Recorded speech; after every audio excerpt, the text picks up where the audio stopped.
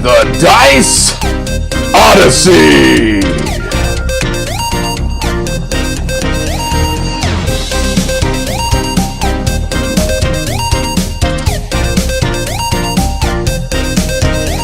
Hey there, folks. Welcome to the Dice Odyssey. I'm Kaz. How would you like to run your own galactic empire?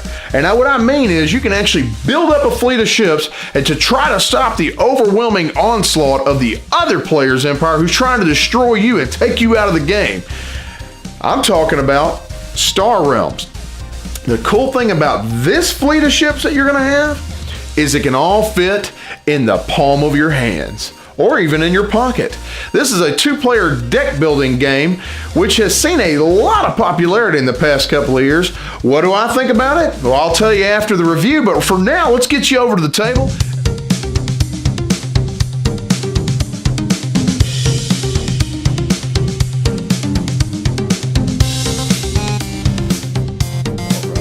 You're going to start off with 50 authority in terms of these cards being given to you.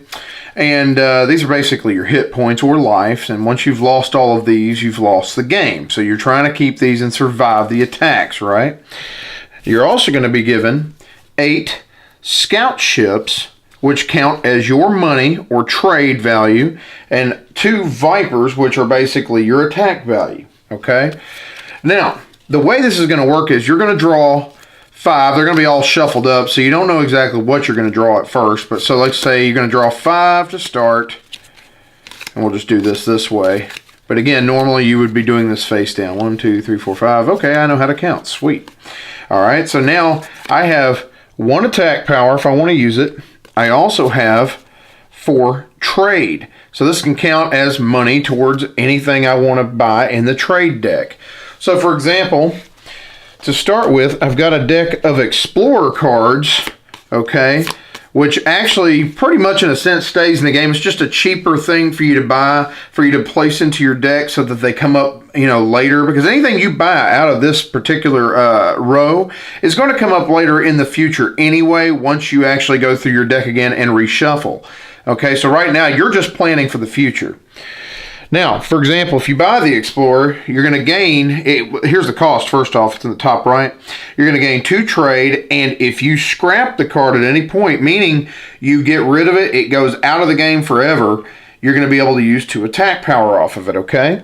So that would go into your deck if you bought that. It would cost you 2. If you take a look, for example, you got the blob cards here. These guys are pretty powered in terms of attack. This guy in particular has 8 attack. He costs 6. He has 8 attack, and he also has this symbol here, and you're going to notice there's 4 different factions, meaning there's going to be 4 different symbols. The blobs have the green symbol. If you play another card alongside this one, meaning you combine them if you play them at the same time, it allows you to draw another card out of your hand. Also, if you scrap this one, it gives you 4 extra attacks. So this guy has the potential of doing 12 attack power. Woo! Powerful. The yellow cards here, right here, this guy, it says not only gives you 4 attack power, but it also allows you to have a target opponent discards a card. So basically instead of allowing your opponent to be able to draw 5 the next turn, just like you just did, it makes him only draw 4. And if you keep on, you know, getting several of these on one turn, you could effectively make your opponent not be able to draw anything. It's kind of nice. And again, remember, combining with the symbol, if he plays another card that has that exact same symbol in your hand at the same time, or if you play that, you get 2 extra attack. And if you scrap this, meaning get rid of it out of the game, you get to draw another card. Again, so you're going to be pulling cards like this as you go, and that's pretty much what you're trying to do. You're trying to purchase cards for future turns, okay? For example, the red deck, these guys are what I would call the scrappers. They get rid of cards in your hand. For example, this one allows you to not only attack for 2, but you may scrap a card in your hand or discard pile. And that would be good because at some point you want to get rid of some of these really cheapy cards that allow you to start the game off so that your other cards will start coming up more often once you do your shuffle, okay? That is a key thing that you're going to want to do in this game. Also, you've got bases. Now, there's 2 different types. There is your standard base, which requires 5 hit points to take out, and your outpost. Now, the difference is The outpost would sit out here once you bought it, once you actually had it come back up in your hand, it would sit out here and act as like your shields. Whoever's attacking, they have to attack this first before they attack your authority. Do you understand what I'm saying? Not only that, every turn that it's still up and it hasn't been destroyed, you gain 3 trade off of it. And if you scrap it, you draw a card, you may destroy your other opponent's target base, which is pretty sweet, right? The standard base, the one that doesn't have the outpost written above it and the black symbol, this one you can choose to attack this or you can attack that person's authority. It doesn't matter. This does not protect you in that way. And again, just like the other base there, it gives you 3 attack power per turn. And if you combine it with another blob card of the green symbol, you get to draw another card. So again, there's some really cool tactical strategic choices you can make if you decide to purchase these, and you can continue to snowball these. There's no like limit to the amount of bases that you can have in your hand. So to just give you an idea of what some of the cards are going to give you, for example, the blue team, I like to call them the Federation. They do a lot of healing. That's what the green symbol is. Not only do they give you 4 health, they also give you 2 trade. And then, for example, the freighter, you get 4 extra trade. And if you combine this, say you played these 2 cards at the same time, that's what I mean when I say combine. You not only get this power, but you also get this. You may put the next ship you acquire this turn on top of your deck. That's pretty sweet. And it also, for example, the Embassy Yacht, you get 3 health and 2 trade, and if you have 2 or more bases in play, remember what I just told you, those bases we just had out, you get to draw 2 extra cards. That's a pretty powerful card. The blobs, these guys have been called the overpowered attackers in the game. You got 3 attack, draw a card. These are the simplest, they cost the lightest. And for example, you got the mothership, that attacks for 6, and it has 2 different draw cards, not only on the regular, but also in the combo. Powerful, powerful. And you got, for example, the blob carrier, 7 attack. Wow, acquire any ship without paying its cost and put it on top of your deck under your combo. Now these, the yellows here, the, what is that, Star Empire, they do a lot of target opponent discards a card, if you notice. They do that a lot, actually, in many of theirs. So that would be probably the deck you want to go after if you really want to be mean to people. Now, the red, you really want to try to acquire as many reds as you can because you've got to try to scrap cards that you don't need so that you're not constantly pulling them back into your hand as that part of that draw 5, right? You want your more powerful cards to continue coming out. So anyway, that just kind of gives you an idea of how the game's played, the kind of cards that may come up, and there's a whole slew of them I didn't show you. Anyway, let me get you back over and I'll give you my final thoughts on the game.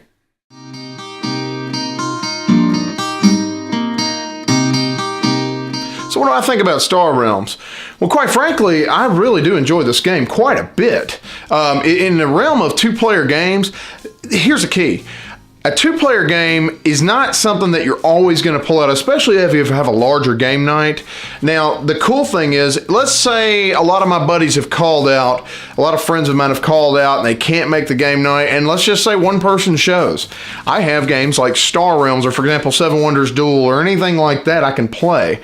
That's where the 2-player game's going to kind of really fall into the category for me of something to have on hand, something to have just, you know, on tap to play. One thing I like about it is a very, it's really hard to explain. It's a very simplistic game, but there's so many strategies to go into, you know what I mean? It really is great with those combinations. I'll tell you what, the things that I love, the combinations that you can have by having certain cards work in tandem and activate the powers of other cards. For example, the Trade Federation, that's the one thing I like about it too.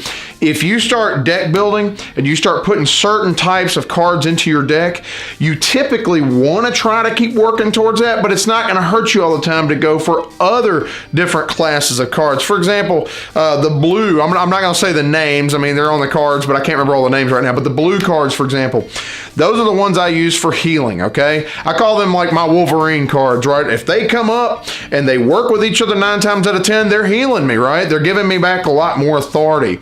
The other thing I like is the yellow cards. I really like the yellow cards because not only do I get multiple draws past what my normal 5-card draw would be, but also at the same time, I get a lot of cards that make my opponent discard their cards. I love that because it just decreases their power to attack me. Now some would say that the blob cards, the green ones, would be overpowered, and they seem to be. Yeah, I could see that, but I think if you know, and again, some of it is luck of the draw, I get that, but if you know how to pack your deck properly, if you learn the intricacies of this game, you're going to be able to know how to overcome that blob attack, because yes, it is quite powered up. It is quite powered up. I mean, it'll destroy you. I've been hit with like 30 and 40 time hits before, taking me out of the game effectively, even when I had a lot of authority and several bases on the side that protected me. That's another thing I like. I really love the base structure where you have these bases that are almost like shields for you, for your authority. And I don't know. I like the fact that you have to attack those before anything else comes up. And I do like how all of those bases all work in tandem with the different types of cards that come out. You know, like if you have a blue base, it's going to activate powers for blue cards.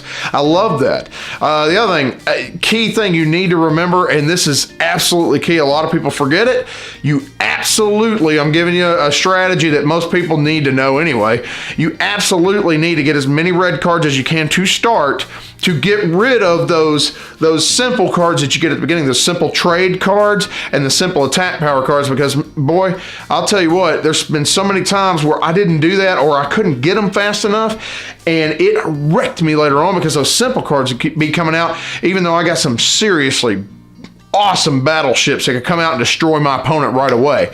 That's another thing. When it comes to, I said at the beginning, it's simplistic, but a lot of strategy. That's the thing. I can teach nearly anybody this game. I'm not saying a newbie, right? I'm not saying somebody who's absolutely brand new to the game, but at the same time, maybe I could. That's the interesting thing. You could really teach this to anybody if you took about 5 to 10 minutes and went through it. They don't have to know what all the combinations do right away. All they need to know are the simple draw, the simple payment structure, the simple attack powers, and how bases work and things like that. And you can get up and going in, like I said, 5 to 10 minutes, depending on how, because some people can figure the strategies out quicker than others, how deep their thinking goes on that. And like I said, I mean, I love the fact that it's simple to get up and going, but there's so much depth to this game. And I'll be honest with you, I've had this game for a little while now, maybe I think a couple of years, and have not grown tired of it. And I've played this game countless numbers of times, not only face-to-face with people, but the iOS app. That's another thing. You've got an iOS and I believe an Android app as well that really help you hone your skills in this game. So when you actually get done face-to-face with somebody, you can actually go toe-to-toe with somebody who knows what they're doing. And that's the thing I like about it. And I really do. I know that I said something about the blob being overpowered a little bit, but I do think that the designers of this game, they actually did a lot to structure it and to balance it properly so nobody gets a huge upper hand unless they've just been playing it for forever.